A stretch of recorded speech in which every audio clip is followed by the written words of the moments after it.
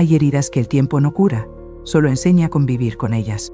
El silencio puede ser una prisión o una fortaleza. Depende de quién sostenga la llave. Y yo, por casi 5 décadas, fui la única guardiana de mis secretos. Buenos días, mis queridos. Soy Elena Montero Aparicio.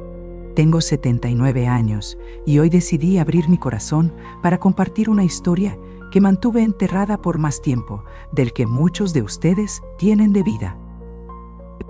Una historia sobre amor, traición y principalmente sobre cómo encontré fuerzas para recomenzar cuando todo parecía perdido. Nací en 1946 en un pueblito llamado Tepoztlán, en el estado de Morelos. Era un lugar sencillo donde todos se conocían y el chisme corría más rápido que el agua en los arroyos que cruzaban las propiedades rurales.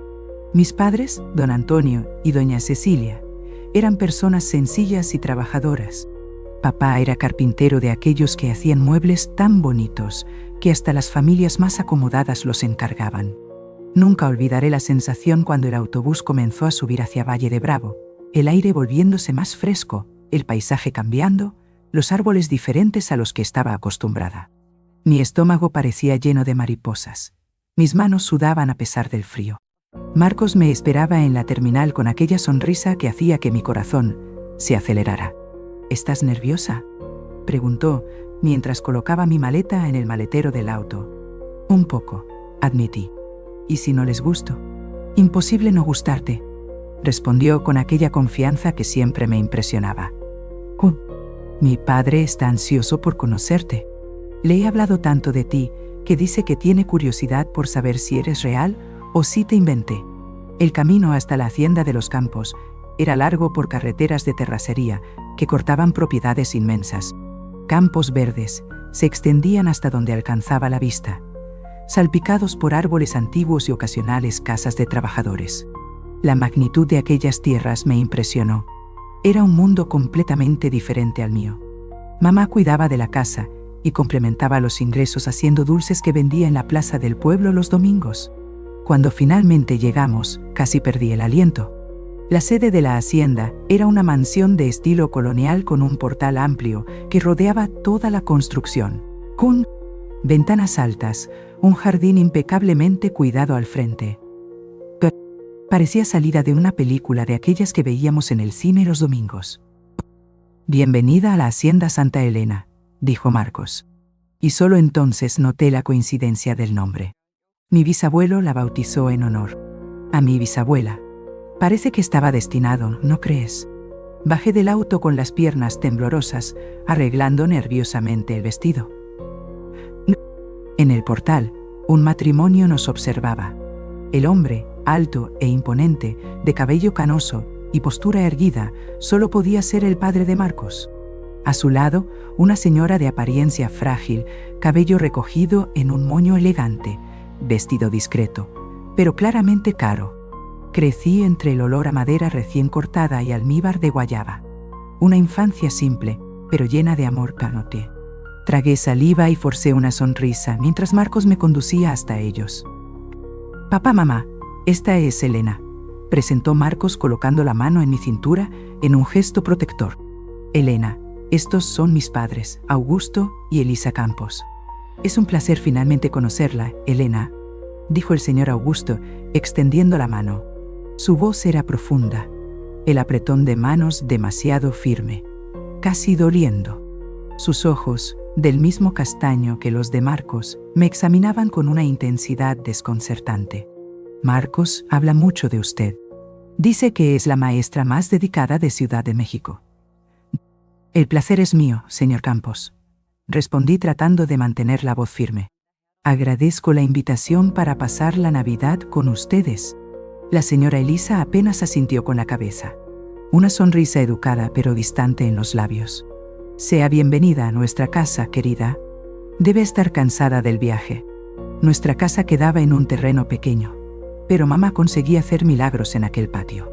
«Pedí a Rosa que preparara la habitación de huéspedes para usted».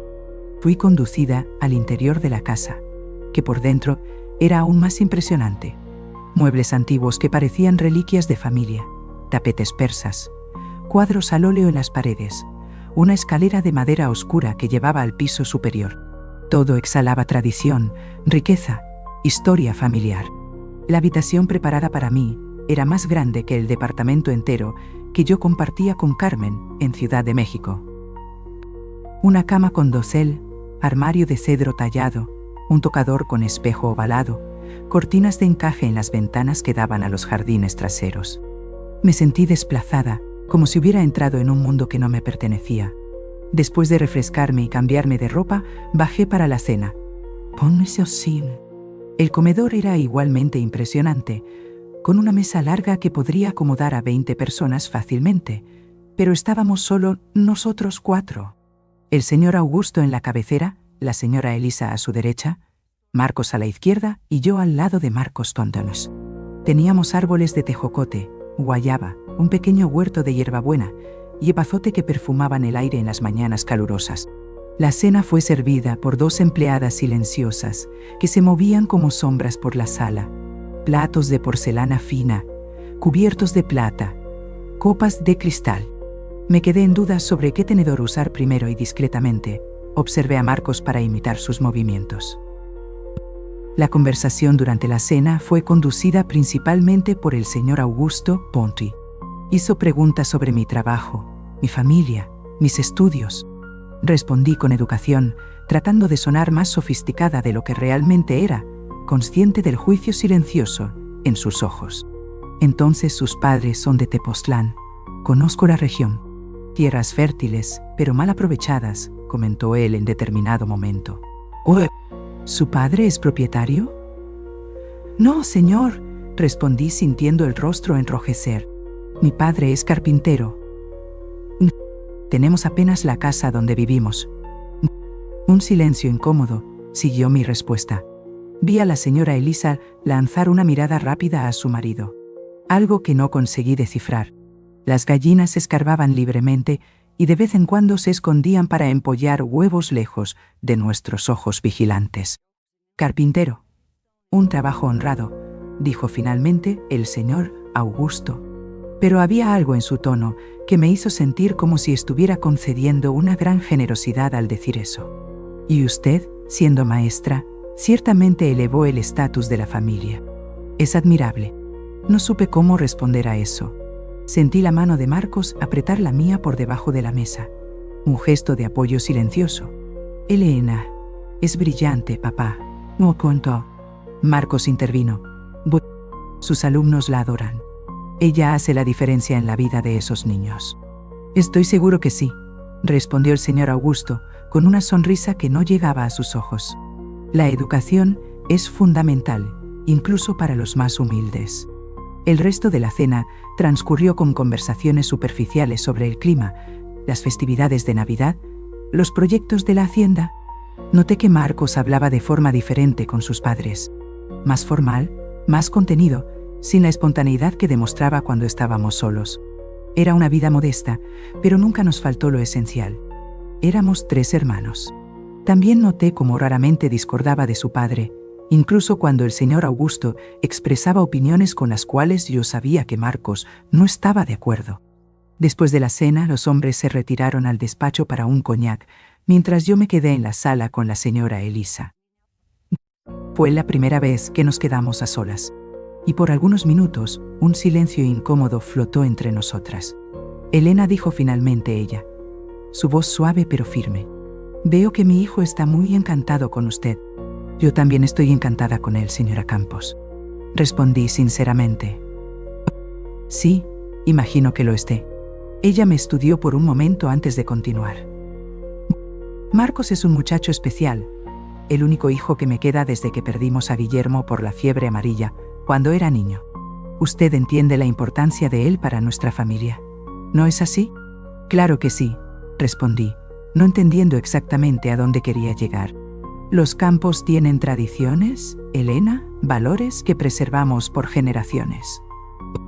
Yo, la menor, Sebastián, el mayor, que siguió los pasos de mi padre en la carpintería, y Aparicio, el del medio, que se casó joven y se fue a vivir a Veracruz. Somos una de las familias fundadoras de esta región. ¿Sabía? Nuestro nombre lleva peso, responsabilidad. Hizo una pausa como si escogiera cuidadosamente las próximas palabras. Una esposa, Campos, tiene deberes específicos. El principal es la lealtad absoluta a la familia. ¿Entiende lo que estoy diciendo?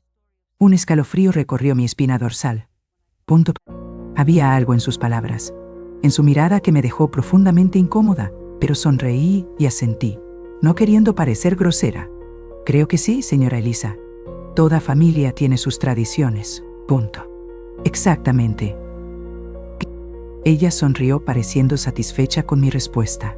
Y la más importante de todas es que en esta familia respetamos la autoridad del patriarca. Augusto es un hombre de visión que construyó todo esto. Su palabra es final en todos los asuntos. Una buena esposa Campos entiende esto y nunca jamás cuestiona esa autoridad. Desde pequeña yo era diferente a los demás, soñadora, inquieta, siempre con un libro bajo el brazo. Es así como mantenemos la armonía, la prosperidad. Antes que pudiera responder, Marcos y su padre regresaron a la sala Pinan. La conversación cambió a tópicos más leves y pronto nos despedimos para la noche. Mientras subía las escaleras hacia mi cuarto, las palabras de la señora Elisa resonaban en mi mente. Había algo en ellas que me incomodaba profundamente, pero en mi ingenuidad las interpreté como apenas los consejos anticuados de una señora tradicional. Aquella fue la primera de muchas visitas a la hacienda Santa Elena. En los meses que siguieron, Marcos y yo nos acercamos cada vez más. Él venía a Ciudad de México casi todos los fines de semana y yo ocasionalmente iba a Valle de Bravo. Con cada visita me sentía un poco más parte de aquel mundo, aunque nunca completamente a gusto. El señor Augusto continuaba tratándome con una mezcla de condescendencia y evaluación constante, mientras la señora Elisa intensificaba sus consejos sobre cómo ser una buena esposa. En la escuela, la maestra doña Matilde decía que yo tenía vuelo de pájaro grande, que no me contentaría con el horizonte limitado de Tepoztlán. Una esposa Campos siempre se viste adecuadamente, incluso en casa, decía ella, mientras me mostraba el jardín de rosas que cultivaba. Siempre se comporta con decoro, nunca levanta la voz, nunca contradice al marido en público, o entonces, el lugar de una mujer es al lado del marido, apoyando sus decisiones, creando un hogar armonioso donde él pueda descansar de las presiones del mundo. Yo escuchaba educadamente, a veces concordando, a veces cambiando de asunto. En el fondo consideraba aquello anticuado, fruto de una generación diferente. Estaba segura de que Marcos no esperaba ese tipo de sumisión de mí. Al final, él valoraba mi independencia, mi carrera, mis opiniones. Cuando estábamos solos en Ciudad de México, éramos compañeros iguales, discutiendo libros, política, el futuro, punto y qué. Solo que cada vez más notaba cómo Marcos cambiaba cuando estábamos en la hacienda, cómo se transformaba en presencia de su padre, volviéndose casi una persona diferente. El joven progresista que defendía la reforma agraria en nuestras conversaciones, en Ciudad de México, se callaba cuando su padre hablaba de las invasiones de tierras por los comunistas.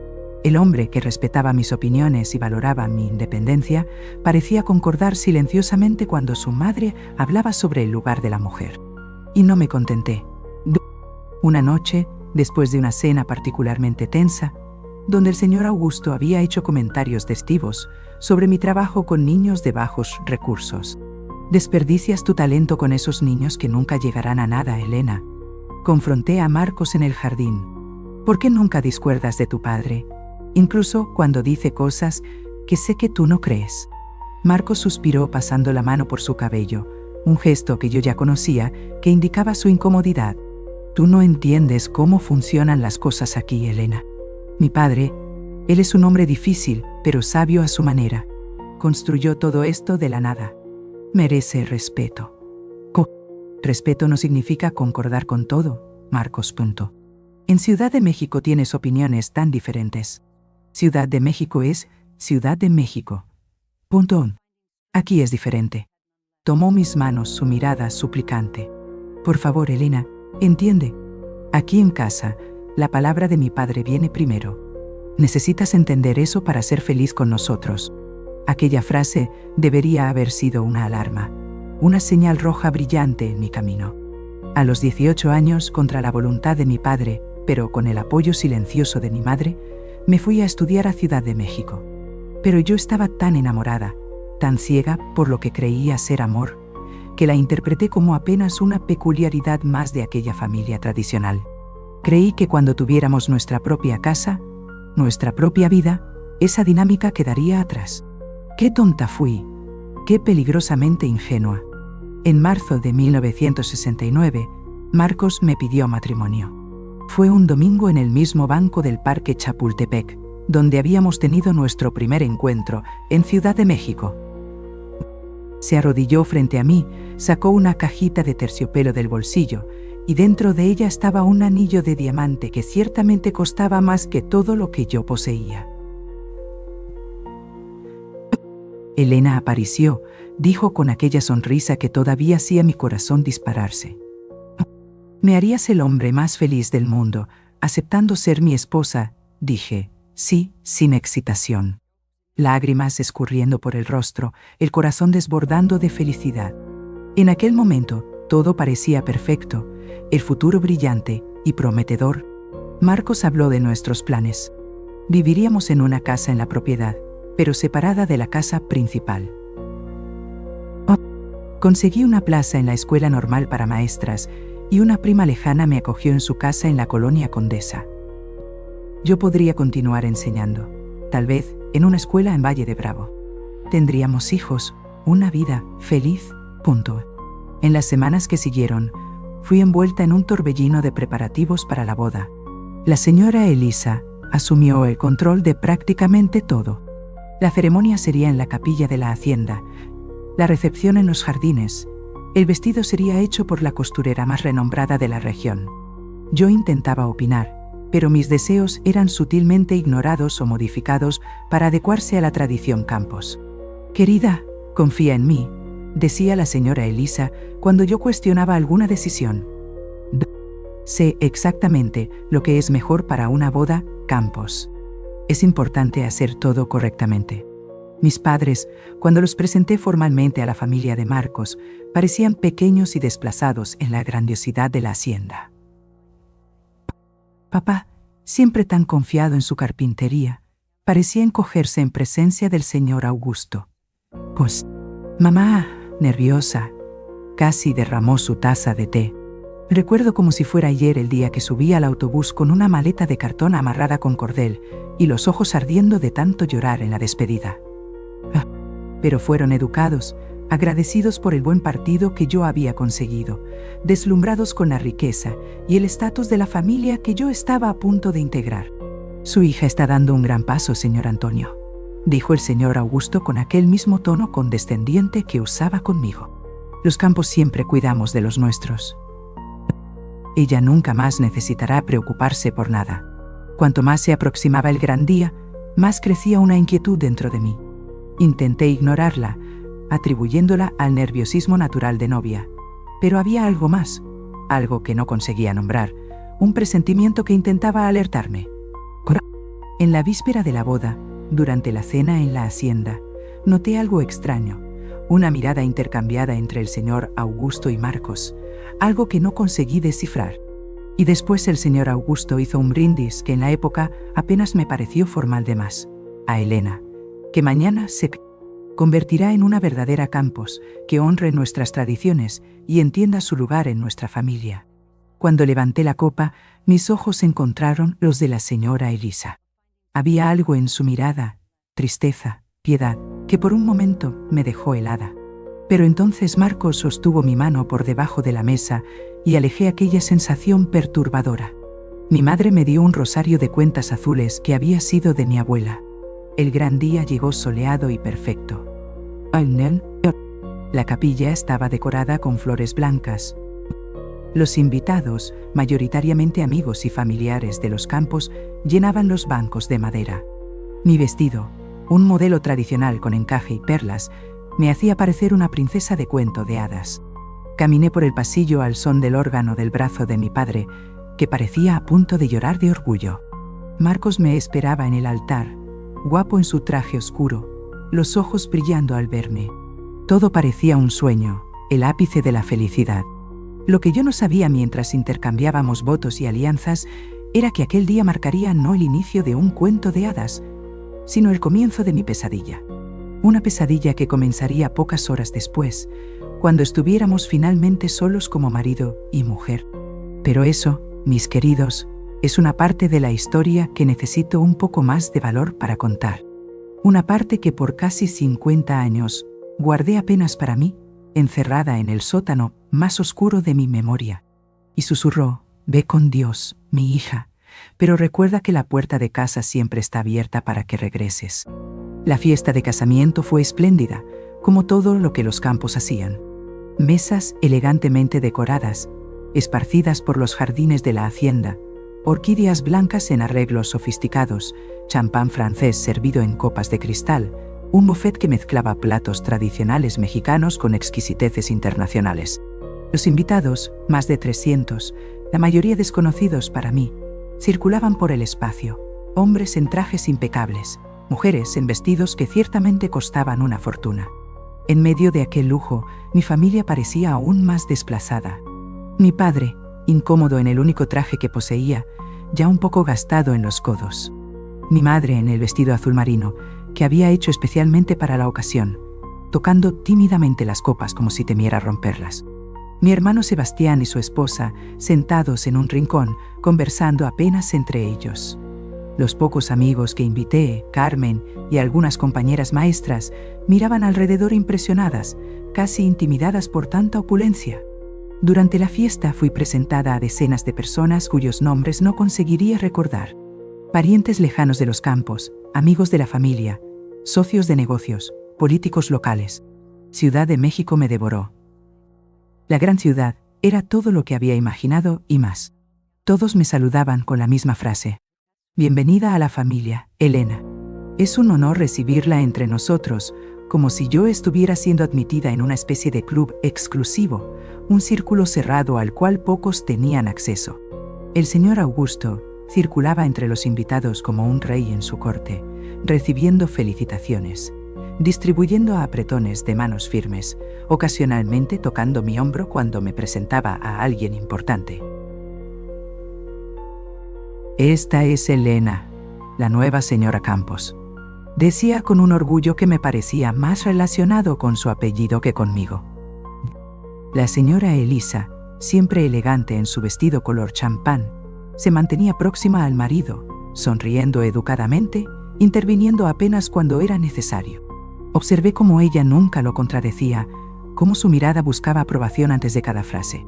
En aquel momento, todavía no percibía que estaba viendo un espejo de lo que esperaban que yo me volviera. Marcos parecía radiante.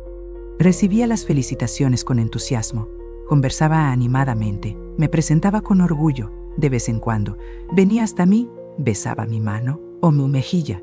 Susurraba que yo estaba linda, que era el hombre más feliz del mundo.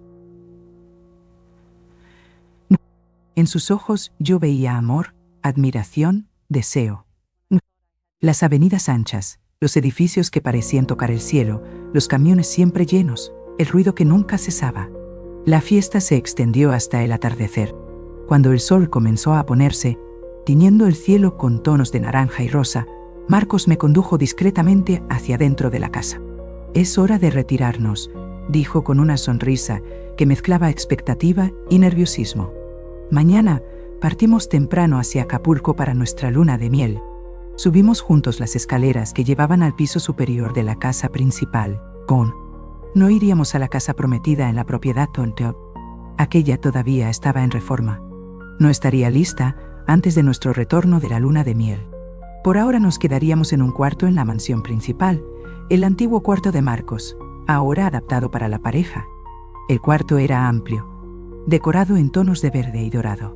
Una cama quinis dominaba el espacio, cubierta con sábanas de algodón egipcio y una colcha de seda bordada. En los primeros días me sentí pequeña, asustada, como un pececito fuera del agua, pero pronto me adapté.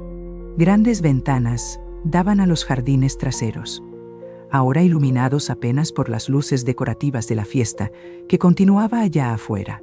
Me quedé parada en medio del cuarto, súbitamente tímida. Era nuestra noche de bodas, el momento con que toda novia sueña.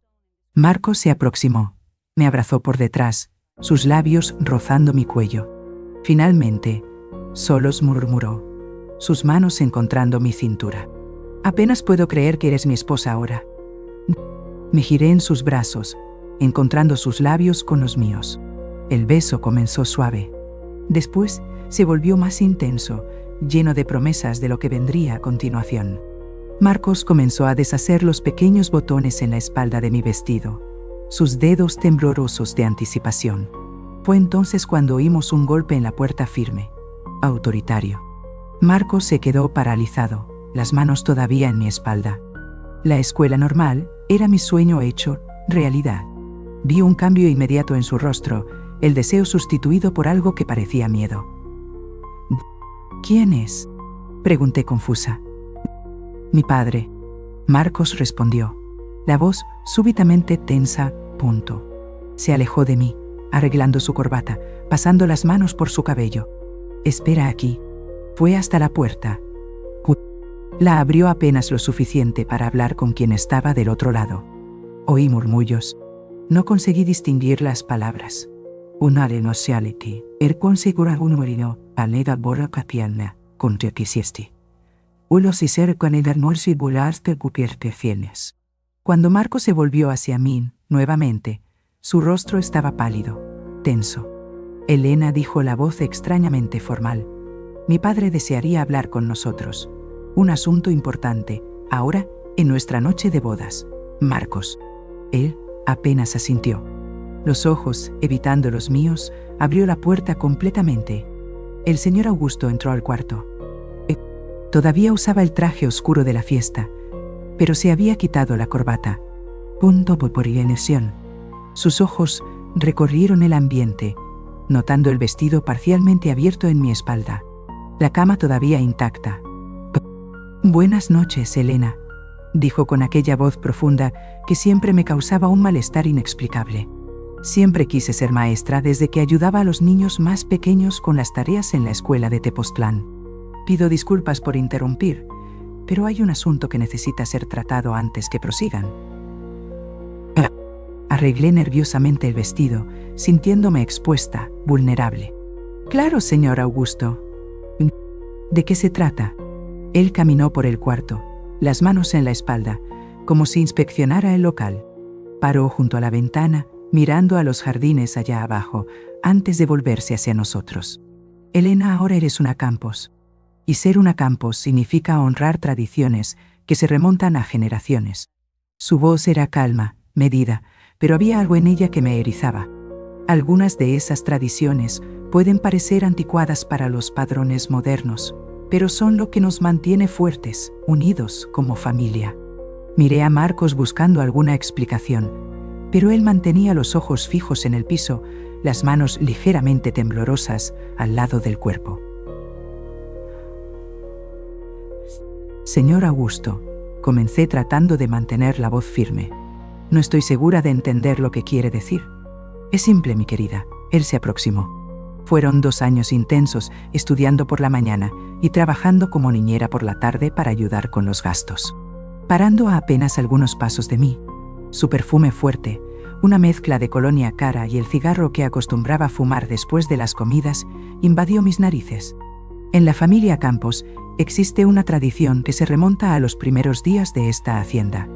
Una tradición que simboliza la continuidad del linaje, la transferencia de poder, la lealtad de la nueva generación a la antigua. Mi corazón se aceleró. Un presentimiento terrible comenzando a formarse. ¿Qué tradición fue cuando el señor Augusto colocó la mano en mi rostro? Un toque que debería parecer paternal, pero que me causó repulsión inmediata. El patriarca de la familia tiene el derecho y el deber de ser el primero en recibir a la nueva mujer que entra al clan Campos.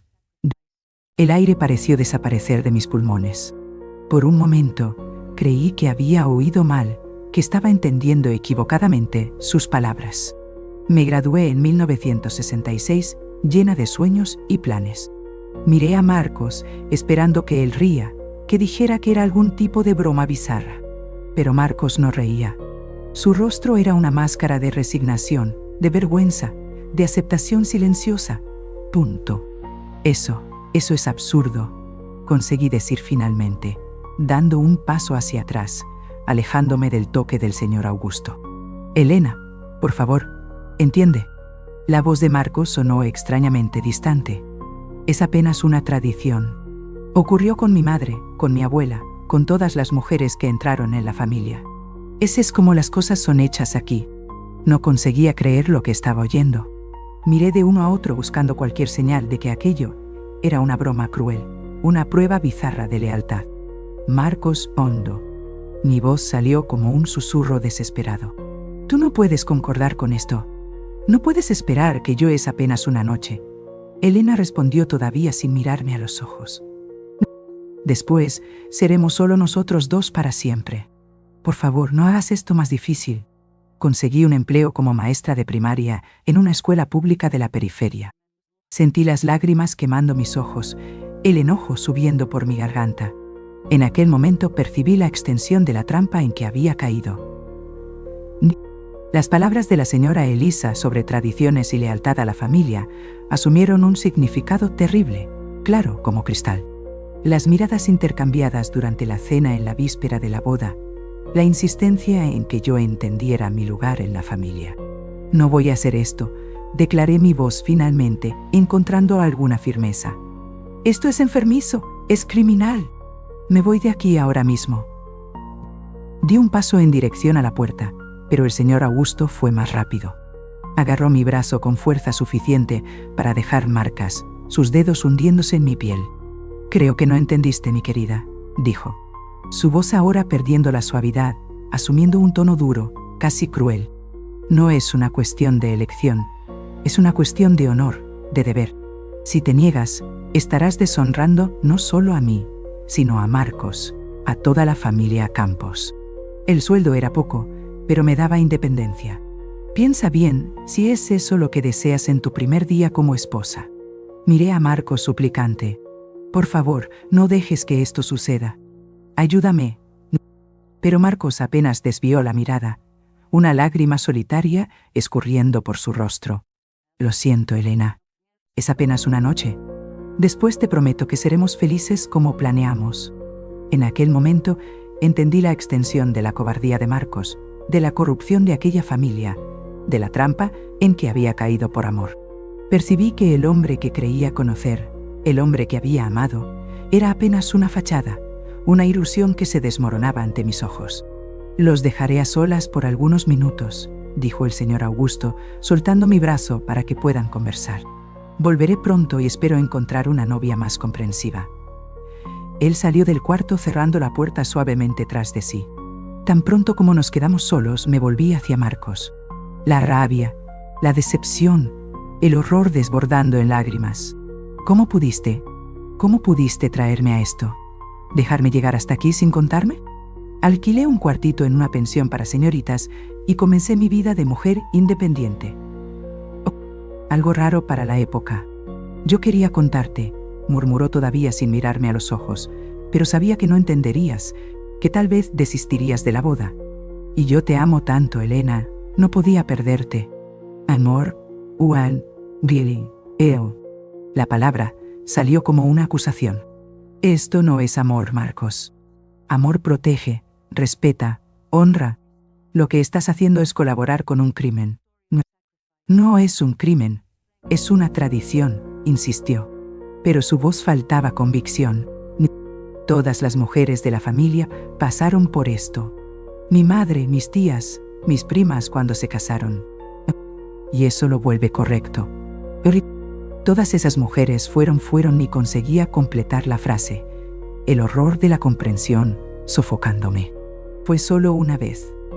Calandisi. Contan para mí a golpearemos y se calienta. Marcos continuó como si intentara convencer tanto a sí mismo como a mí. Después, ellas tuvieron vidas normales, felices, familias, hijos. ¿Cómo puedes saber? ¿Si fueron felices? ¿Ya les preguntaste? ¿Ya viste en los ojos de ellas cuando miran a tu padre, a sus maridos, que no las protegieron? Fue en esa escuela donde conocí a Carmen, una compañera maestra que se convertiría en mi gran amiga. Marcos finalmente levantó la mirada, sus ojos rojos encontrando los míos. ¿Qué quieres que haga, Elena? Él es mi padre, es el jefe de la familia. Todo lo que tenemos, todo lo que somos, se lo debemos a él. Yo quiero que seas un hombre, grité sin importarme si alguien oiría. Quiero que me protejas, que me respetes lo suficiente para no entregarme como un objeto para tu padre. Hubo un largo silencio después de eso. Marcos parecía estar trabando una batalla interna, su rostro contorsionado en una expresión de agonía. Por un momento pensé haber visto un destello de coraje en sus ojos, una chispa de indignación, pero entonces sus hombros cayeron derrotados. No.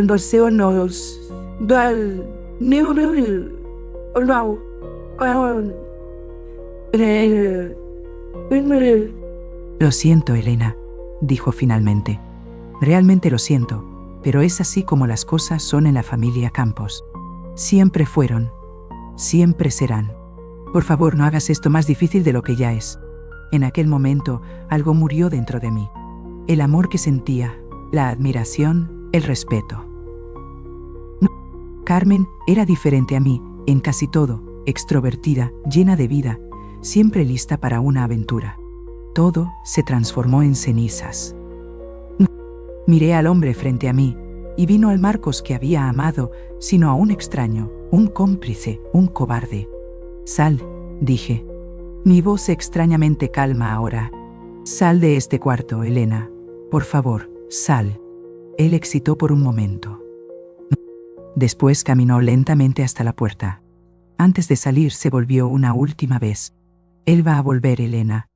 Y si te niegas, no sé lo que puede pasar. Mi padre no está acostumbrado a oírlo. Después que Marcos salió, me quedé sola en el cuarto, la mente trabajando frenéticamente. Necesitaba huir de allí, pero ¿cómo? Estábamos aislados en la hacienda a kilómetros de la ciudad más próxima. No tenía dinero suficiente, no conocía la región, no tenía para dónde ir. Y allá abajo la fiesta continuaba. Centenas de personas celebrando mi boda, incluyendo a mis padres, que probablemente ya se habían retirado al cuarto de huéspedes al otro lado de la propiedad. Fue ella quien me convenció en las vacaciones de julio de 1968 a hacer un viaje a Valle de Bravo, en el Estado de México. Miré alrededor, desesperada por alguna salida, alguna arma, alguna forma de protegerme. Fue cuando noté sobre el tocador unas tijeras pequeñas que habían sido usadas por la camarera para ajustar mi velo antes de la ceremonia. Las tomé sintiendo el peso frío del metal en mi mano. No era mucho, pero era algo. Oí pasos en el corredor. La manecilla giró lentamente. La puerta se abrió. El señor Augusto entró ahora sin el saco, apenas con la camisa blanca parcialmente abierta. Había una sonrisa en sus labios que me heló hasta la médula. Entonces, Elena dijo cerrando la puerta atrás de sí: «Has tenido tiempo para reflexionar, para entender la importancia de este momento para la familia». Apreté las tijeras con más fuerza, escondiéndolas en los pliegues del vestido. «No voy a hacer esto», declaré. Mi voz sorprendentemente firme. «No importa lo que diga, lo que amenace, no soy un objeto que usted puede reclamar como algún tipo de derecho feudal. Necesitamos ver el lago, Elena. No puedes quedarte encerrada en esta ciudad de cemento durante las vacaciones». Él rió. Un sonido que me causó escalofríos. Marcos dijo que eras educada, inteligente. Eso torna todo más interesante. Dio un paso en mi dirección, pero al final, mi querida, todas ceden. Todas entienden que es más fácil aceptar que luchar. Di un paso hacia atrás, sintiendo el borde de la cama contra mis piernas. «Aléjese de mí». «¿O qué?» Él avanzó más. Ahora apenas un brazo de distancia. «Punto. Vas a gritar». «¿Y quién vendrá?» «Marcos. Él sabe lo que está sucediendo aquí». «Todos saben. Todos aceptan porque así son las cosas en la familia Campos». En aquel momento, una claridad helada se apoderó de mí. Percibí que él estaba en lo cierto. Nadie vendría en mi socorro. Estaba sola contra un sistema que existía hacía generaciones, un sistema de abuso y silencio que había corrompido a todos a su alrededor. Ahora sé una buena niña, Y facilita las cosas, continuó él extendiendo la mano para tocar mi rostro. Prometo ser gentil, si colaboras. Fue cuando saqué las tijeras del escondite entre los pliegues del vestido. Ah, mis queridos, si pudiera volver en el tiempo y decirle a la joven Elena lo que aquel viaje representaría. Pero la vida no nos da esas oportunidades, ¿verdad? Tóqueme y juro que voy a enterrar esto en su cuello.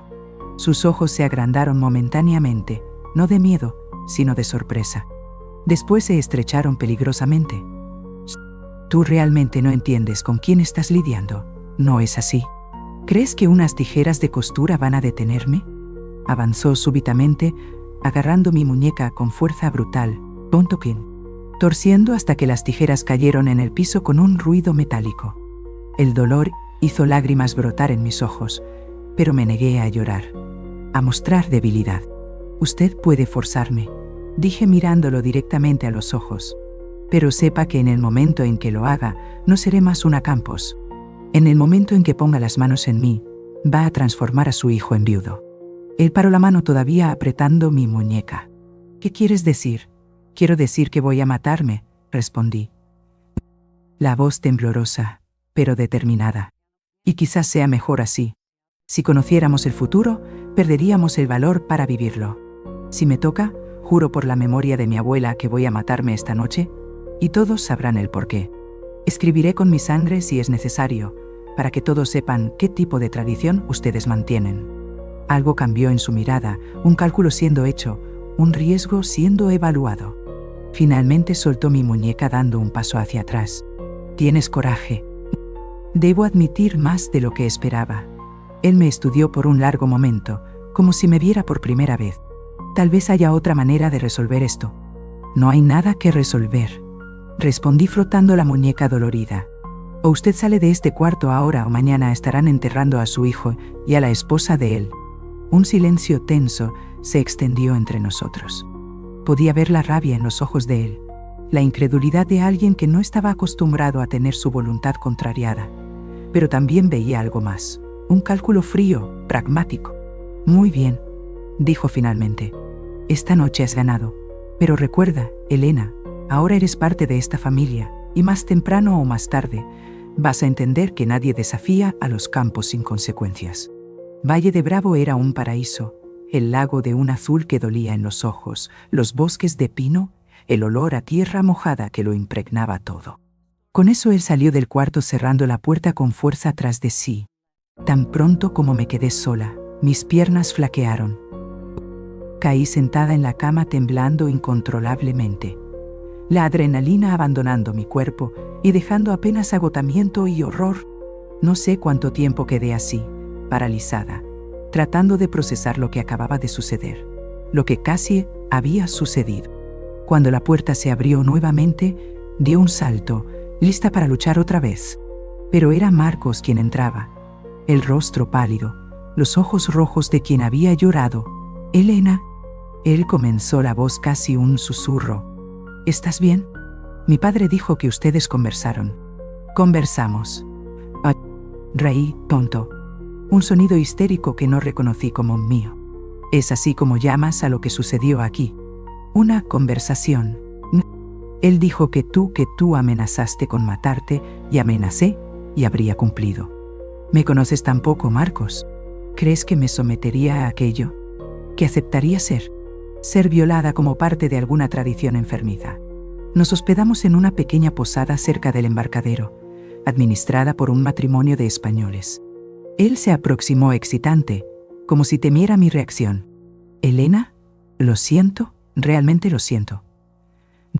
No sabía que reaccionarías así, que sería tan difícil. Difícil. La palabra salió como una acusación. ¿Crees que fue difícil para mí ser casi violada por tu padre en mi noche de bodas con tu complicidad? Marcos se encogió como si hubiera recibido una bofetada. No fue así que yo lo vi. No era eso que Dios, Elena, todas las otras mujeres de la familia aceptaron. Nunca pensé que tú serías diferente. Cona, entonces, ¿tú realmente crees que ellas aceptaron, que no fueron coaccionadas, amenazadas, forzadas como yo casi fui? Mira a tu madre, Marcos. Mírala a los ojos y dime que ella aceptó de buena voluntad. Un silencio pesado cayó entre nosotros. Marcos parecía estar viendo algo por primera vez, como si una venda hubiera sido removida de sus ojos. ¿Qué hacemos ahora?, preguntó finalmente. No existe un nosotros después de esto, Marcos. No existe una hora. Se acabó. Por las mañanas caminábamos por los senderos recogiendo piñas de pino. Mañana temprano me voy de aquí y nunca más voy a mirar hacia atrás. No puedes irte, dijo un tono de desesperación en su voz. Eres mi esposa ahora legalmente ante Dios. Un papel y algunas palabras no significan nada después de lo que sucedió esta noche. El matrimonio no fue consumado, será anulado. Mi padre nunca lo permitirá. Él advirtió, los ojos agrandados. Él va. Él tiene influencia, poder. Puede hacer tu vida imposible que lo intente. Respondí. Una nueva determinación creciendo dentro de mí. Prefiero enfrentar la ira de él como una mujer libre que vivir un día siquiera como esclava en esta casa. Marcos parecía derrotado, perdido.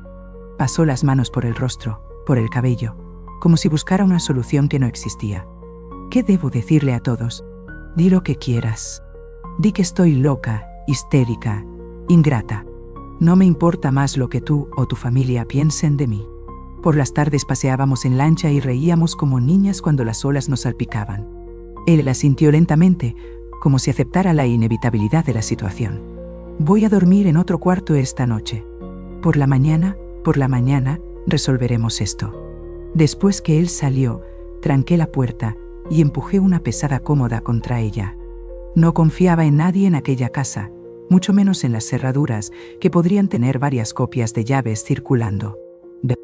Pasé la noche despierta, sentada en un sillón próximo a la ventana, la pequeña tijera firmemente sujeta en la mano. ¡Oh!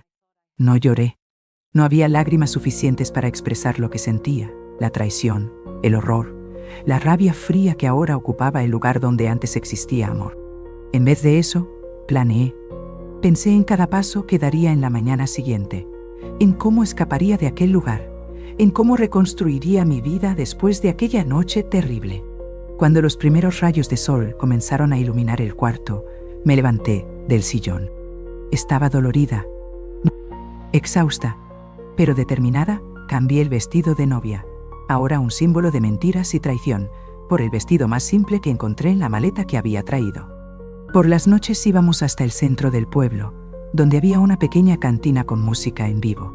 Recogí mis pocos objetos personales, dejando atrás todo lo que había recibido de los campos, el anillo de compromiso, las joyas, los regalos.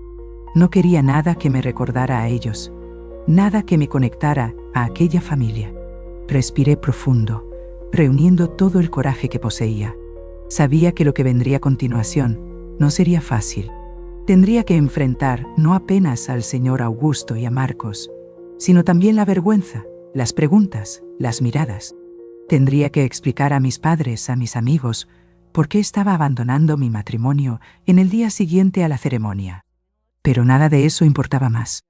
La única cosa que importaba era mi libertad, mi dignidad, mi derecho de determinar mi propio destino, y por eso estaba dispuesta a luchar con todas mis fuerzas.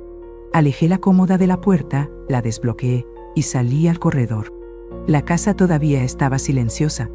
La mayoría de los invitados, probablemente todavía durmiendo después de la larga fiesta, bajé las escaleras silenciosamente, determinada a encontrar a alguien que pudiera llevarme de vuelta a la ciudad, de vuelta a mi vida, lejos de aquella pesadilla que había vivido. No sabía entonces que mi lucha estaba apenas comenzando, que lo peor todavía estaba por venir, que escapar de la hacienda Santa Elena sería apenas el primer paso en un viaje largo y doloroso, de vuelta a mí misma. Fue en una de esas noches cuando vi a Marcos por primera vez. Bajé las escaleras de la mansión de los Campos, aquella mañana con el corazón pesado, pero la determinación ardiendo en el pecho. El vestido simple que usaba parecía una armadura comparado al delicado vestido de novia de la noche anterior. Ahora yo no era más una novia soñadora, sino una mujer lista para luchar por su dignidad. La casa todavía dormía cuando llegué al vestíbulo.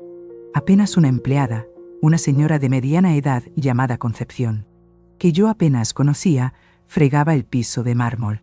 Ella levantó los ojos, sorprendida al verme bajando tan temprano, vestida de aquella manera, con una pequeña maleta en la mano. «Señora», preguntó confusa, «¿necesita algo?» «Necesito salir de aquí», respondí directamente. «¿Hay algún auto? ¿Algún chofer que pueda llevarme hasta la terminal de autobuses de Valle de Bravo?» Ella me miró de arriba a abajo, comprensión lentamente surgiendo en sus ojos cansados. No sé lo que ella vio en mí en aquel momento. Estaba sentado con amigos en una mesa cercana a la nuestra, un muchacho alto, de cabello castaño ondulado y una sonrisa que iluminaba todo su rostro. Tal vez la desesperación mal disfrazada. Tal vez los ojos rojos de una noche sin dormir. Tal vez algo más profundo, un reconocimiento silencioso entre mujeres. «Mi hijo está allá afuera, señora. Vino a buscarme para ir a misa. Él puede llevar a la señora hasta la ciudad, ¿o no? No se lo cuente a nadie», pedí agarrando su brazo en un impulso. «Por favor, es muy importante». Ella asintió una única vez, el rostro impasible. Esperé en el jardín trasero. «Voy a llamarlo». No sé. Salí hacia el jardín, el aire frío de la mañana envolviéndome como un abrazo helado. El cielo comenzaba a aclararse, pintando las montañas distantes con tonos de rosa y dorado. En otra circunstancia, habría encontrado aquel paisaje deslumbrante, digno de una postal. En aquel momento, sin embargo, solo conseguía ver una prisión de la cual necesitaba escapar. Minutos después, Concepción apareció con un muchacho joven, tal vez unos 20 años, de apariencia simple y mirada curiosa, Pontoey. Nuestras miradas se cruzaron varias veces, y cada vez sentía mi rostro enrojecer. «Este es mi hijo Joaquín. Él va a llevar a la señora a donde quiera». «Gracias», susurré, la gratitud ahogándome. «Nunca voy a olvidar esto». Salimos por la parte trasera de la propiedad, evitando la entrada principal, donde algunos autos de invitados todavía estaban estacionados. El auto de Joaquín era un bocho antiguo, azul descolorido, que había visto días mejores, pero para mí en aquel momento parecía el vehículo más lujoso del mundo, mi billete de salida de aquella pesadilla. Durante el trayecto hasta la ciudad, Joaquín no hizo preguntas. Ocasionalmente, por el retrovisor veía su mirada curiosa, pero él respetó mi silencio, mi dolor. Apenas la radio conectada en volumen bajo llenaba el espacio entre nosotros, tocando una canción ranchera que hablaba de amor y traición, una banda sonora apropiada para el fin de mi breve matrimonio. En la terminal de autobuses de Valle de Bravo le di a Joaquín todo el dinero que tenía en la bolsa. No era mucho, pero él intentó rechazar. «No es necesario, señora. Por favor, acepta», insistí. No solo por el viaje, sino por el silencio, por el respeto. Él asintió. Carmen, percibiendo mi interés, no perdió tiempo. Entonces, guardando el dinero en el bolsillo de la camisa gastada, «¿A dónde va la señora ahora?» «Ciudad de México, Toleación». Voy a comenzar de nuevo. Con un último agradecimiento, entré a la terminal. .us. Compré un boleto para el próximo autobús. Saldría en 1 hora. Me senté en una banca de plástico incómoda, la pequeña maleta entre mis pies, y esperé. Cada minuto parecía una eternidad, imaginando en cualquier momento ver a Marcos o al señor Campos atravesando las puertas, viniendo a buscarme a la fuerza, pero nadie vino. El autobús llegó, abordé y cuando finalmente comenzó a alejarse, sentí algo extraño, como si un peso enorme fuera retirado de mis hombros, permitiéndome respirar libremente por primera vez en muchas horas. Llegué a Ciudad de México al final de la tarde. La ciudad nunca me pareció tan acogedora, tan familiar, tan segura como en aquel momento. Tomé un taxi directamente al apartamento de Carmen, el único lugar donde tenía certeza de ser bien recibida sin muchas preguntas. «Filadelfia,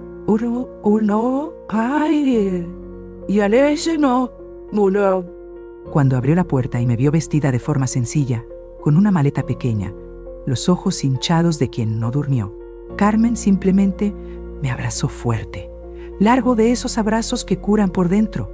¡Uah! No preguntó nada, solo me condujo hacia adentro, preparó un té y esperó a que yo estuviera lista para hablar. Con su espontaneidad característica, pronto entabló conversación con el grupo de él y antes de que me diera cuenta, estábamos todos sentados juntos conversando como viejos amigos. Y yo hablé, conté todo. La tradición enfermiza de los campos, la cobardía de Marcos, mi noche de terror, mi fuga al amanecer. Carmen escuchó en silencio el horror creciendo en sus ojos, sus manos ocasionalmente apretando las mías en apoyo silencioso. «Dios mío, Elena», dijo finalmente cuando terminé. «Eso es monstruoso. Necesitamos denunciar, llamar a la policía». «¿Y quién me creería?», respondí, la amargura evidente en mi voz. «No. Los campos son poderosos, tienen conexiones políticas, amigos influyentes. Sería mi palabra contra la de ellos.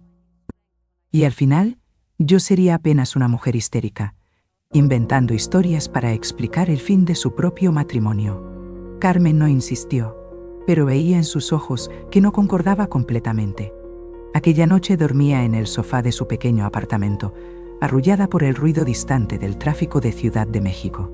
Un sonido que sorprendentemente me trajo consuelo después del silencio opresivo de la hacienda. Marcos tenía 25 años, era ingeniero agrónomo y trabajaba en las tierras de su familia en Valle de Bravo. En los días que siguieron, enfrenté lo que tal vez haya sido el desafío más difícil: contarles a mis padres. Pedí a Carmen que los invitara a su apartamento, sabiendo que necesitaría ese terreno neutral, ese apoyo silencioso de mi amiga. Cuando llegaron, el choque en sus rostros al verme allí, y no en la luna de miel como esperaban, quebró mi corazón. Conté una versión editada de la verdad que había descubierto algo terrible sobre la familia Campos. Algo que hacía imposible continuar casada. No entré en detalles específicos. No podía hacer eso con ellos, especialmente con mi madre. Dije apenas que Marcos no era el hombre que yo pensaba, que su familia tenía tradiciones con las cuales yo no podía transigir. «Pero hija», mi padre preguntó confuso, «¿qué van a decir en el pueblo? ¿Qué diremos a los vecinos, a los parientes?» «Digan lo que quieran, papá, que fui yo quien desistió, que no estaba preparada, que tuve miedo. Cualquier cosa es mejor que la verdad». Mi madre, siempre más perceptiva, me miraba con algo más allá de la confusión. Estaba en un breve descanso con amigos antes de asumir nuevos proyectos en la hacienda de su padre. Había comprensión en sus ojos, como si intuyera lo que yo no estaba diciendo. «Lo que necesites, mi hija. Estaremos aquí siempre».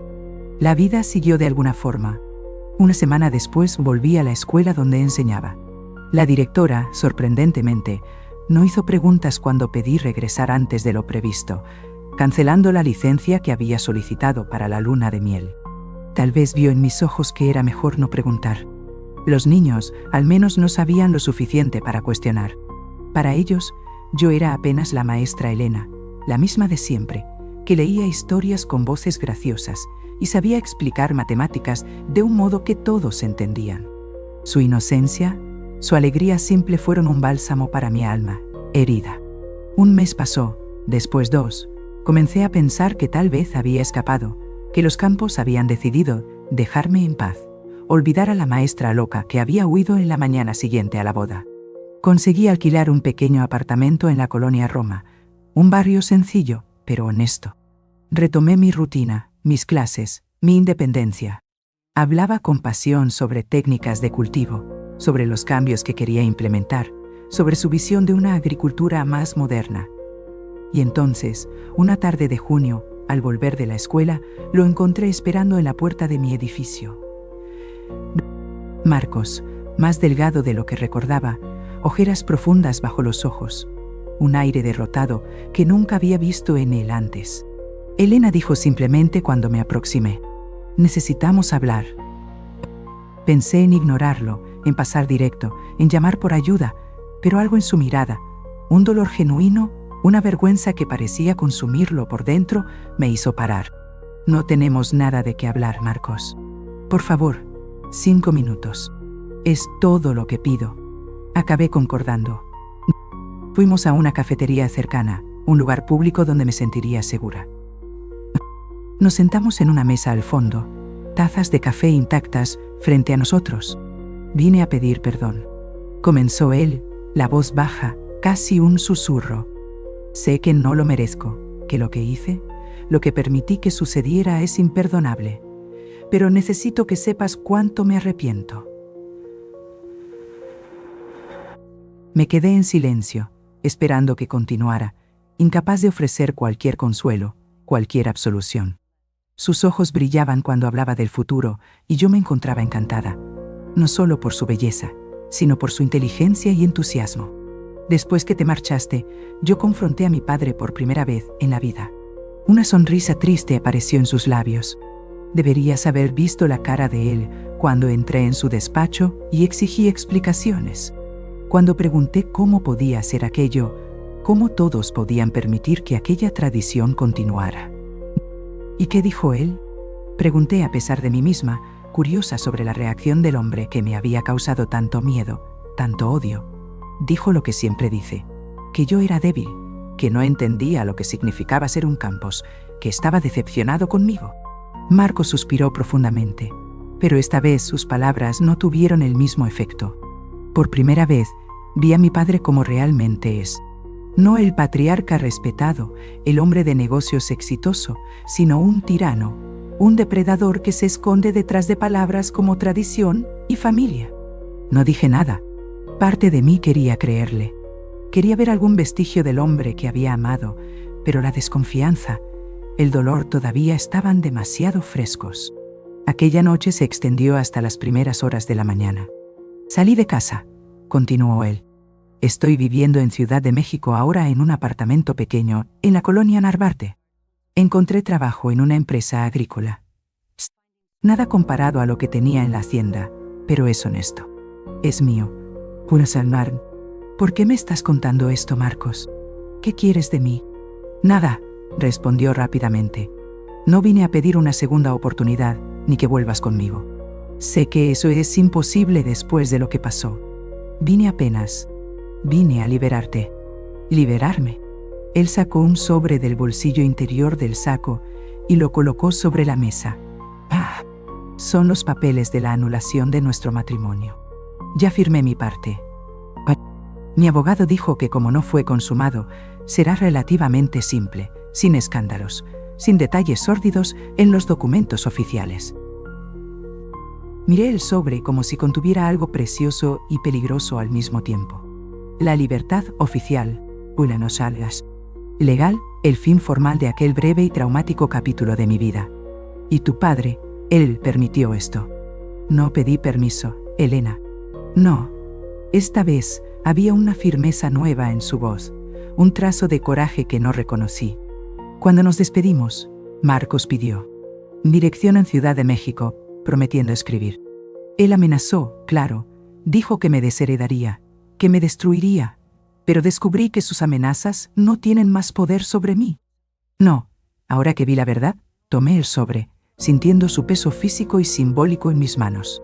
Gracias, dije finalmente, no por lo que haces ahora, sino por al menos hacer esto bien. Marcos asintió un movimiento triste de comprensión. Hay una cosa más que necesito decir. Después que te marchaste, comencé a conversar con otras mujeres de la familia, mis primas, mis tías. Pregunté sobre la tradición.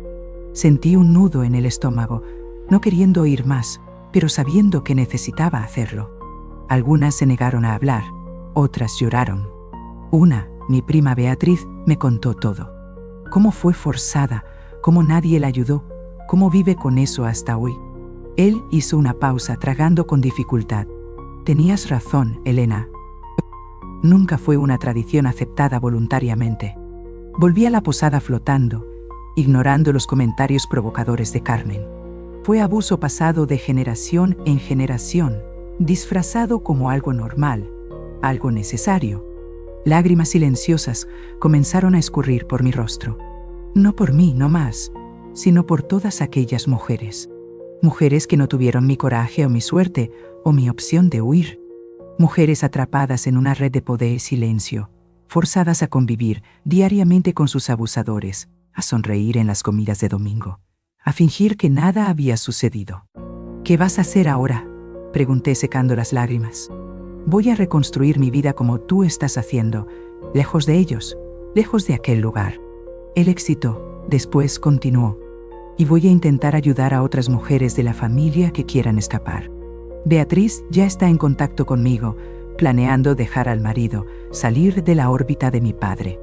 Nos quedamos en silencio por algunos momentos. El ruido de la cafetería a nuestro alrededor, pedidos siendo gritados, tazas tintineando, conversaciones animadas. Mira nada más a la maestra correcta cayendo rendida por un hacendado. Las vacaciones terminaron. Pasiones terminaron sin día. Un contraste surrealista con la gravedad de nuestra conversación. Adiós, Elena, dijo finalmente Marcos levantándose. Espero que encuentres la felicidad que mereces. Observé mientras él salía de la cafetería una figura solitaria que pronto se perdió en la multitud de la calle movida. Me quedé allí sentada por mucho tiempo, mirando el sobre frente a mí, sintiendo una extraña mezcla de alivio y tristeza. No por Marcos, no más, sino por la joven soñadora que yo había sido, por la inocencia perdida, por los sueños que había alimentado y que ahora necesitaban ser sustituidos por otros, más cautelosos, más realistas. La anulación del matrimonio fue concedida 3 meses después, sin complicaciones, sin detalles sórdidos en los documentos oficiales, exactamente como Marcos había prometido. Volví a usar mi nombre de soltera, Elena Aparicio, y continué mi vida un día a la vez. El año 1970 llegó trayendo nuevos aires, nuevos desafíos. La escuela donde yo enseñaba cerró. Recortes de presupuesto dijeron. Encontré empleo en otra, más pequeña, más distante, con salario inferior.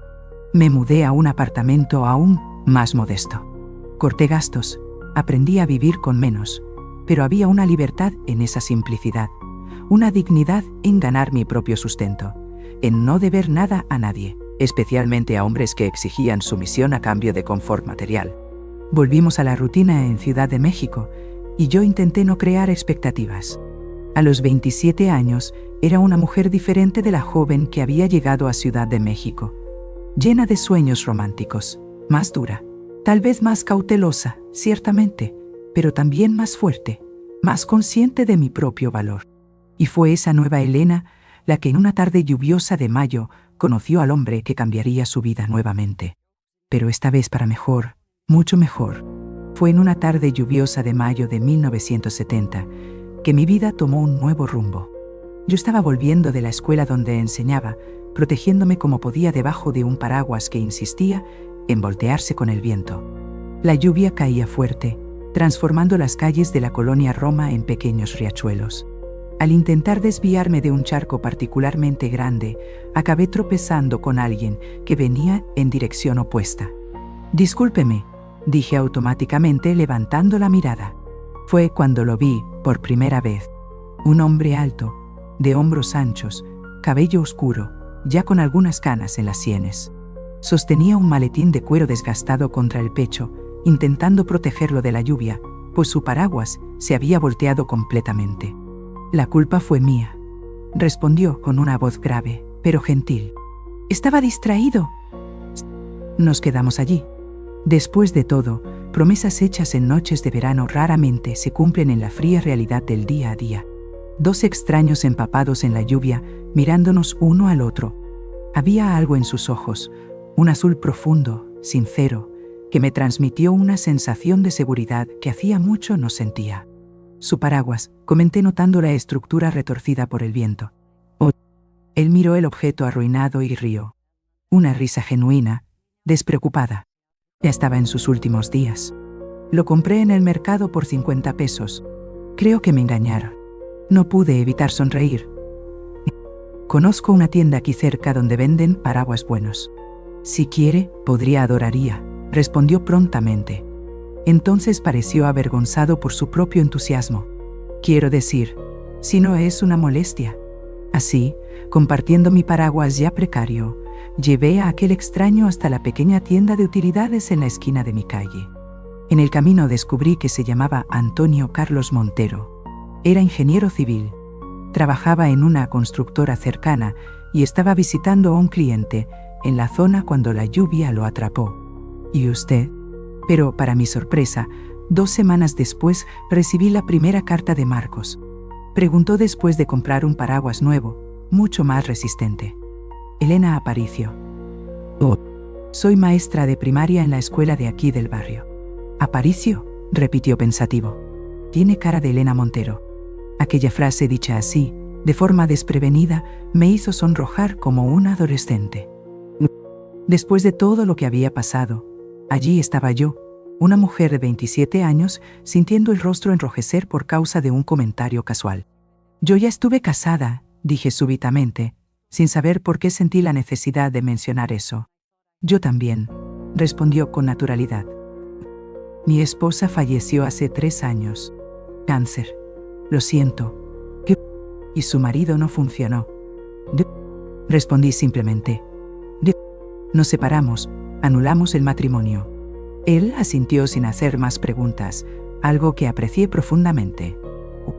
La lluvia había disminuido un poco, y nos despedimos en la esquina, cada uno siguiendo su camino, bajo un paraguas nuevo. Pensé que nunca más lo vería, pero el destino tenía otros planes. Era una carta larga, llena de detalles sobre su vida en Valle de Bravo, sobre sus proyectos, sus esperanzas, y terminaba con una petición. Al día siguiente, al salir de la escuela, allí estaba él, parado del otro lado de la calle, con el mismo paraguas nuevo, aun cuando no había señal alguna de lluvia en el cielo. Lo traje por precaución, explicó cuando me acerqué, una sonrisa tímida en los labios. El hombre del radio dijo que podía llover de nuevo. Sonreí, percibiendo la excusa transparente, y vino a probar si funciona mejor que la anterior. En realidad, vine a preguntar si aceptaría tomar un café conmigo. Mi primera reacción fue cautela. Después de la experiencia con Marcos, me había jurado a mí misma que nunca más me dejaría llevar por palabras dulces o sonrisas encantadoras. Pero había algo diferente en Antonio Carlos, una honestidad simple, una transparencia que me intrigaba. ¿Un café? Concordé finalmente. Solo un café. Un café se transformó en 2. Después en una cena la semana siguiente, después en paseos de domingo en Chapultepec. Antonio Carlos era tan diferente de Marcos como era posible, menos sofisticado tal vez, pero infinitamente más auténtico. ¿Podría visitarme en Ciudad de México el próximo fin de semana? Venía de una familia simple del interior de Sonora. Había construido su carrera con trabajo duro, sin conexiones o privilegios. Hablaba lo que pensaba, sin juegos o manipulaciones. En los primeros meses mantuve todas mis defensas erguidas. No le conté sobre lo que realmente había sucedido con mi matrimonio. Apenas dije que había sido un error, una incompatibilidad fundamental, cuando él intentaba aproximarse físicamente, sostener mi mano por mucho tiempo, un abrazo más demorado. Yo sutilmente me alejaba. Él nunca me forzó, nunca me presionó. Tienes todo el tiempo del mundo, Elena, me dijo una vez después que yo retrocedí cuando él intentó besarme por primera vez. No sé lo que sucedió en tu pasado, pero sé que dejó marcas.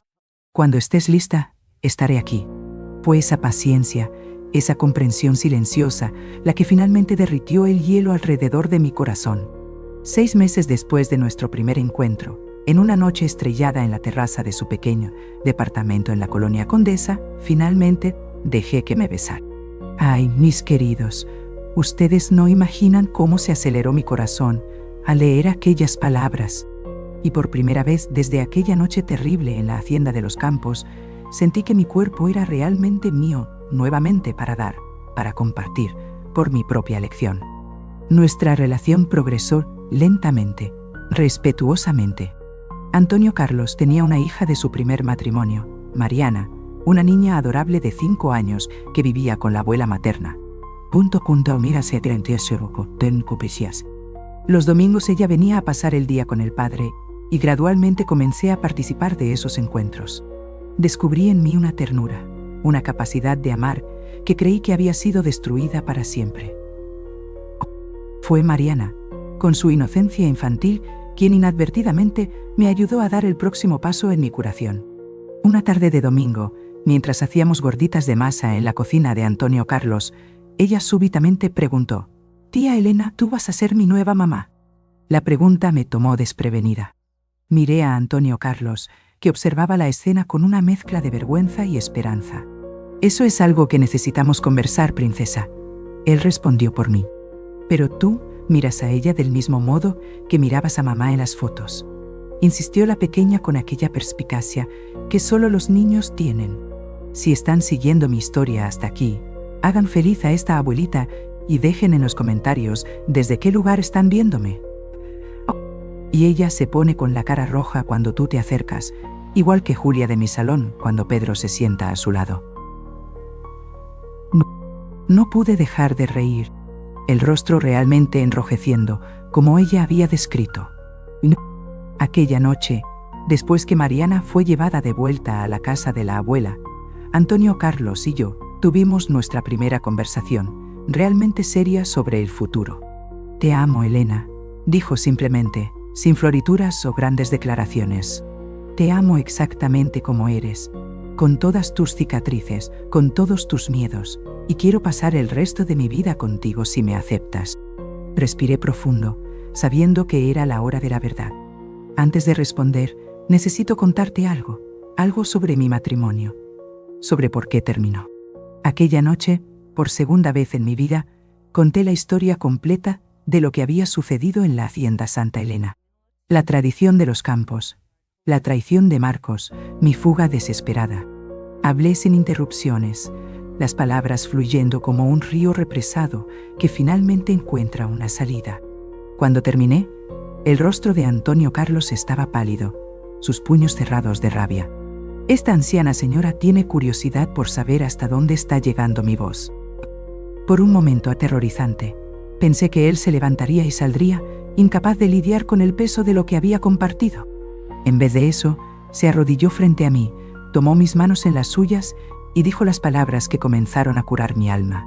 «Aquel hombre, aquella familia no merecen ni un minuto de tu miedo, de tu dolor. Tú sobreviviste, Elena. Tú escapaste.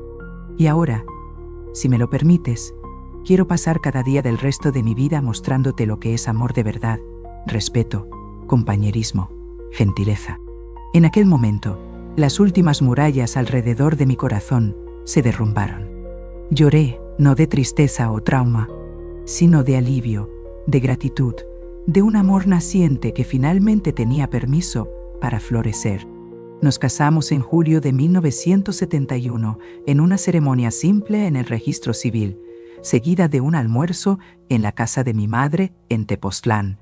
Apenas familia cercana y algunos amigos, incluyendo a Carmen, que lloró más que todos durante la ceremonia. No hubo vestido de novia elaborado, ni fiesta grandiosa, ni demostraciones de riqueza o estatus. Apenas 2 personas comprometidas una con la otra y una niñita de 6 años arrojando pétalos de rosas sobre nosotros cuando salimos del registro civil. Nuestra vida juntos comenzó en un apartamento modesto en la colonia del Valle. Y si pueden, dejen un like y suscríbanse al canal Memorias de las Abuelas. 2 cuartos, una sala pequeña, una cocina donde apenas cabíamos los 2 al mismo tiempo. Yo continué enseñando ahora en una escuela particular que pagaba un poco mejor. Antonio Carlos fue promovido a gerente de proyectos en la constructora, lo que nos dio un poco más de estabilidad financiera. Mariana pasó a quedarse con nosotros durante la semana, volviendo a la abuela apenas en los fines de semana.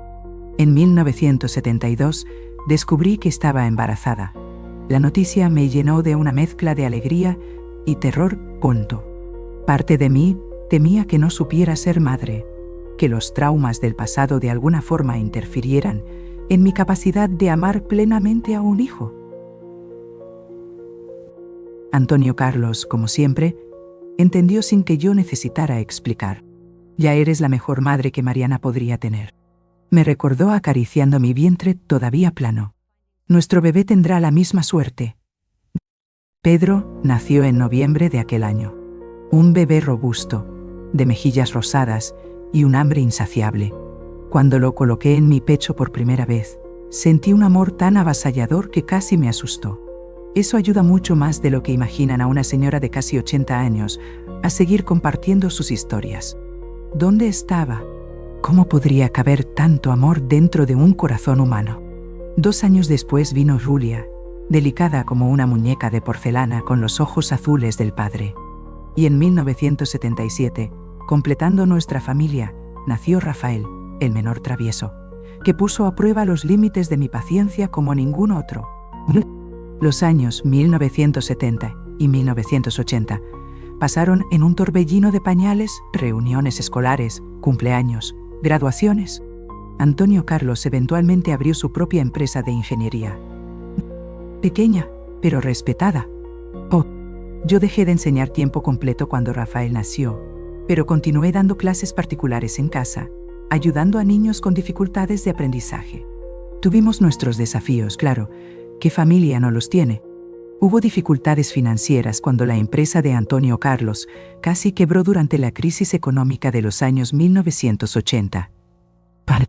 Hubo discusiones acaloradas sobre cómo criar a los hijos, sobre prioridades, sobre el futuro, pero nunca, en ningún momento, dejé de sentirme respetada, valorada, amada por quien yo realmente era. En 1990 conseguimos realizar un sueño antiguo. Sí, la carta de Marcos. Compramos una casa propia con un patio donde podríamos plantar árboles frutales, con cuartos suficientes para toda la familia, incluyendo a Mariana, que ya estaba en la universidad, pero todavía tenía su espacio garantizado con nosotros. Fue en esa casa que celebramos las graduaciones de nuestros hijos, los noviazgos, las bodas. Fue allí donde recibimos a nuestros primeros nietos. Al principio, apenas en los fines de semana, después con más frecuencia, a medida que nos jubilamos y teníamos más tiempo disponible. Antonio Carlos acostumbraba decir que los nietos son la recompensa por no haber estrangulado a nuestros hijos durante la adolescencia. Una broma que siempre me hacía reír, especialmente durante las fases rebeldes de Pedro y Rafael. La vida no fue perfecta. Tuvimos nuestras pérdidas, nuestros dolores. Mis padres partieron uno tras otro a inicios de los años 2004 y tanto. La madre de Antonio Carlos, una señora recta del interior de Sonora, que nunca demostraba afecto abiertamente, pero siempre llenaba la nevera cuando nos visitaba. Falleció en 2005. Amigos se enfermaron. Algunos partieron demasiado temprano, y entonces, en 2015, el golpe más duro. Antonio Carlos fue diagnosticado con Parkinson. Respondí el mismo día con un sí entusiasta, pero tratando de parecer contenida, Carmen me ayudó a escoger la ropa para el encuentro. La enfermedad progresó lentamente al inicio, permitiendo que mantuviéramos una vida casi normal por algunos años. Pero gradualmente los temblores empeoraron, la rigidez aumentó, la movilidad disminuyó. Me convertí en su cuidadora principal, aprendiendo a administrar medicamentos, a ayudarlo con las actividades diarias que antes eran automáticas, a descifrar sus necesidades. Cuando el habla se volvió más difícil, nuestros hijos ayudaban cuando podían, pero tenían sus propias familias, sus trabajos, sus vidas. No fue fácil. Hubo días de desesperación, noches de lágrimas silenciosas, después que él se dormía. Pero nunca ni por un momento consideré aquello una carga. Era simplemente mi turno de cuidarlo, como él había cuidado de mí tantas veces a lo largo de nuestra vida juntos. En las noches en que el insomnio lo atormentaba, yo me quedaba despierta también, contando historias de nuestra vida juntos, recordando el día en que nos conocimos en la lluvia, el nacimiento de cada uno de nuestros hijos, los viajes que hicimos cuando los niños ya estaban crecidos, la primera vez que vimos el mar juntos en Acapulco, aquella ida loca a las cataratas de Bashik en nuestro Volkswagen viejo, que casi no aguantó el viaje. El crucero que hicimos en nuestro aniversario de 25 años de casados. Un vestido azul claro, sencillo, pero elegante, que ella insistía combinaba con mis ojos. Tú me diste la vida, que yo nunca supe que podría tener, me dijo cierta noche. Su voz temblorosa, pero los ojos azules todavía vívidos. todavía llenos de aquel amor que me había salvado tantos años antes. Cada día a tu lado fue un regalo, Elena. Antonio Carlos partió en una mañana de primavera de 2020, en casa como quería, con todos nosotros a su alrededor. Sostuve su mano hasta el último suspiro, agradeciendo silenciosamente por el medio siglo que tuvimos juntos, por las memorias que construimos, por la familia que creamos. El luto fue profundo, intenso, a veces casi insoportable, pero también estuvo repleto de gratitud, de celebración por una vida vivida. Un amor bien cultivado y poco a poco, con el apoyo de los hijos, de los nietos, de los amigos, aprendí a vivir en este nuevo capítulo sola, pero llevando conmigo todo lo que Antonio Carlos me enseñó sobre amor, fuerza y dignidad. Y así llego a mis 79 años, mirando hacia atrás con la sabiduría que solo el tiempo puede traer. Veo a la joven asustada que huyó de una hacienda en una mañana fría, determinada a preservar su dignidad a cualquier costo. Veo a la mujer que encontró un amor verdadero cuando menos lo esperaba. Pasé la semana entera en una mezcla de ansiedad y expectativa, contando los días, las horas. Veo a la madre, la abuela, la maestra, la esposa, la cuidadora, todos los papeles que desempeñé, todas las versiones de mí misma que existieron a lo largo de esta jornada. Sé ahora que aquella noche terrible en la hacienda Santa Elena, aunque dejó cicatrices, no me definió. Fue apenas un capítulo en una historia mucho mayor, mucho más rica. Una historia de resiliencia, de recomienzos, de elecciones valientes. Si hay algo que aprendí en estas casi 8 décadas de vida, es que somos mucho más que nuestros peores momentos. Somos la suma de todas nuestras decisiones, grandes y pequeñas. Somos los amores que escogemos, las manos que sostenemos en los momentos difíciles, las sonrisas que compartimos en las alegrías. Hoy vivo en una casa más pequeña, más adecuada para una señora viuda. Mis hijos vienen a visitarme regularmente.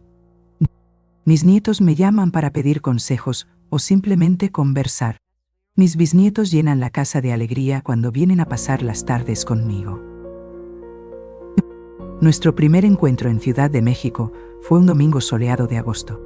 Tengo mi jardín, mis libros, mis memorias. Tengo la certeza de una vida vivida a pesar de todos los obstáculos, y los tengo a ustedes, mis queridos, que escucharon pacientemente esta historia que guardé por tanto tiempo. Si ella tocó su corazón de alguna forma, les pido que dejen un like en este video y se suscriban al canal Memorias de las Abuelas. A ti que estás viendo desde donde quiera que estés, quiero decirte, no importa lo que haya sucedido en tu pasado, siempre puedes escribir un nuevo capítulo, siempre puedes recomenzar. La vida es generosa en darnos segundas oportunidades si tenemos el coraje de aceptarlas. Esta vieja señora es la prueba viviente de eso. Y si yo pude encontrar mi camino de vuelta a la luz después de la oscuridad, tú también puedes. Con amor. Marcos apareció en la dirección acordada puntualmente con un ramo de margaritas en las manos. Hasta hoy no sé cómo descubrió que eran mis flores preferidas. Fuimos al parque Chapultepec. Caminamos por horas conversando como si nos conociéramos desde hace años. Él me contó sobre su familia, sobre cómo había vuelto a Valle de Bravo después de la universidad para ayudar a su padre en los negocios, aún habiendo recibido propuestas para trabajar en grandes empresas. Habló de su madre, una señora discreta y religiosa, de su hermano menor que estudiaba medicina en Monterrey.